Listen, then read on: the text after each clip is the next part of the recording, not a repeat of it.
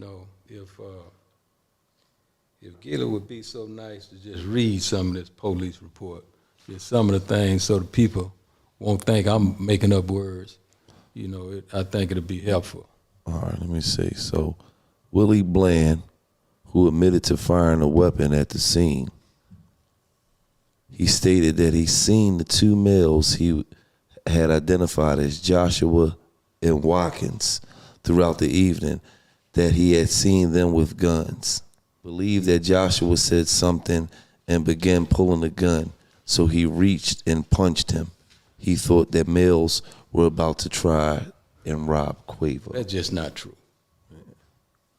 You want me to finish reading? Yeah, might as well. Let's let them know how. This dude, here's what he doing, Gilly. This dude right here is running back in Atlanta, getting on the real niggas.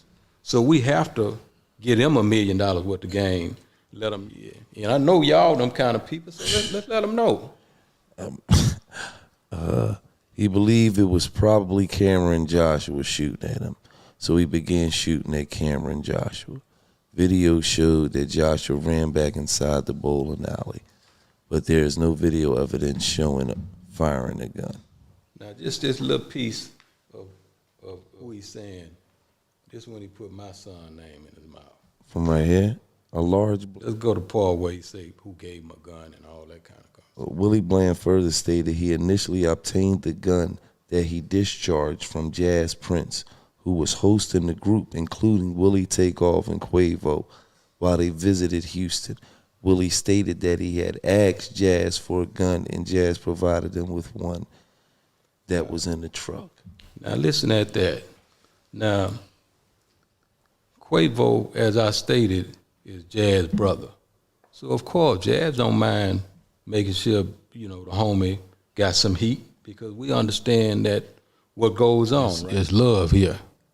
You know, there's love here, and I look forward to that coming back together soon. But this Offset dude, I ain't gonna leave him out.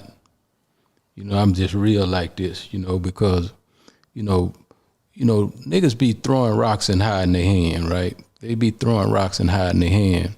And I don't like them kind of individuals, you know, and the truth of the matter is, you know, one can dance and different things in front of these different cameras and all that kind of shit. And when reality, the truth of the matter is, you know, nigga, you wasn't really right there with Takeoff when he was alive. You know what I mean? So for you to be taking these positions that you taking, you know what I mean? And I got people everywhere, so I hear all kinds of things. I'm gonna just say this to you. Don't never put me in no position where, you know, I have to defend myself. You know what I mean? That wouldn't be healthy for you. And, you know, I have to say that. But it's $1 million worth of game. You know what I mean? It's $1 million worth of game, and I'm gonna give it to him right on $1 million worth of game, because I ain't gonna throw rocks and hide my hand. I'm gonna just let it be known, you know, to him, because I hear what's being said, and it's all love after that. Y'all niggas speaking on my real brother. I don't know what y'all niggas got, what the fuck y'all niggas got going on. Y'all niggas speaking on my real brother. How dare one of y'all niggas even speak on me and Tate relationship, nigga? I don't know you niggas from a can of paint, nigga. Y'all niggas don't know how me and my brother rock, nigga. You trying to clear your face, nigga. This your 5th interview, nigga. You done did about my brother, nigga. You ain't think about his mama. You ain't think about the family, nigga. We ain't said nothing. Ain't nobody said nothing but you niggas. You niggas, man, who y'all niggas think y'all nigga is? John got it, nigga? Ain't nobody going for none of that, bro. I ain't studying none of that shit y'all nigga talking about either. And if you heard something from me, I'ma tell you it's gonna come from me. Call my phone. Y'all nigga going off of he say, she say. Then y'all nigga supposed to be this is who y'all supposed to be. And y'all nigga on interviews and it out on the interview. Talking about, I said that, nigga, call my phone, homie. You call my phone, we'll have a conversation. Then what I'm talking about, all that plant internet games. Yo, it's Big Ant, the spokesman, man. We back, another edition of Urban Politicians TV, UPTV. Make sure you stay on your pivot at all times, man. Had to come tap in, and first and foremost, I want to say condolences to the entire family of Takeoff, his mother, his father, all close family, friends, and anybody still waking up dealing with this loss. Quavo, Offset, the entire Migos team, man. At the end of the day, they the ones that's the most important here because they lost somebody they love and care about. So most definitely, rest in peace to Takeoff. Long live the last rocket. Fly high forever to the legend. Also, the young lady that was shot that night, she has spoken out. She's dealing with trauma, PTSD from suffering a gunshot wound to the head. So also prayers and healing energy to her. And also the guy that was shot that night, I'm not too familiar with his status and everything like that, but healing energy to both of them.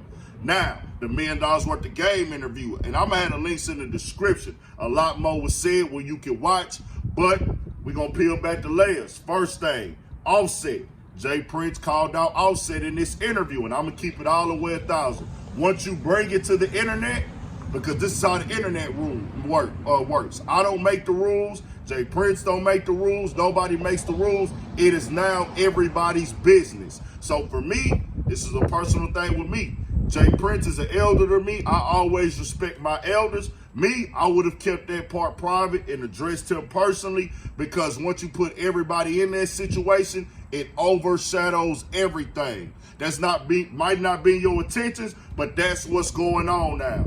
Everything else in that interview is going to be downplayed, and now all the headlines, the media, I'm a media personality. I've been doing this for years.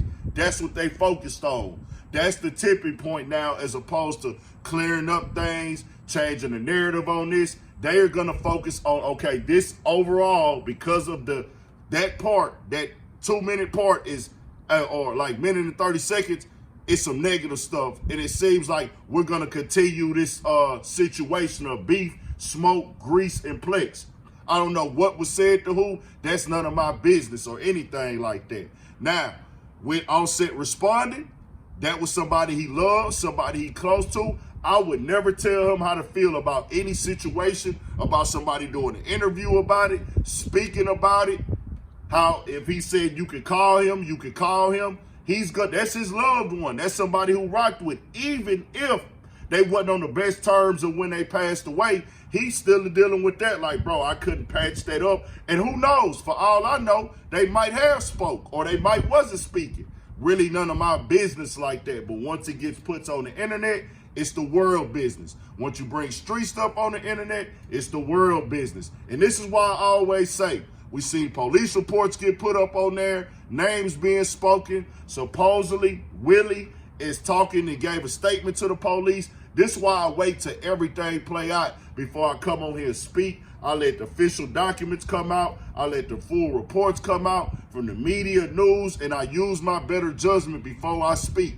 It's been 8 or 9 different stories of people blaming this person. He did it, she did it, it was a setup, it was this, it's a second, all that nonsense. This is why I wait, because it's always going to be more that come out.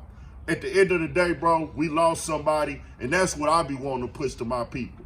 He was an innocent bystander, man. We got to do better as a people, as a whole. None of this should even be going on now, if you ask me, because now there's more tension in the air. This ain't what Takeoff would want. Takeoff was a laid-back, cool player, fly nigga. He don't want niggas beefing out here arguing and on the internet talking about this or going back and forth. If we gonna keep it all the way 1,000, do we think he would want that? I don't. Never met him personally, but that wasn't the energy he gave off. But to each his own. Tell me what y'all think. We got more coming, more videos, all that. 1,000 for shit show. Stay on your pivot. Fly high. Long live the last rocket, man.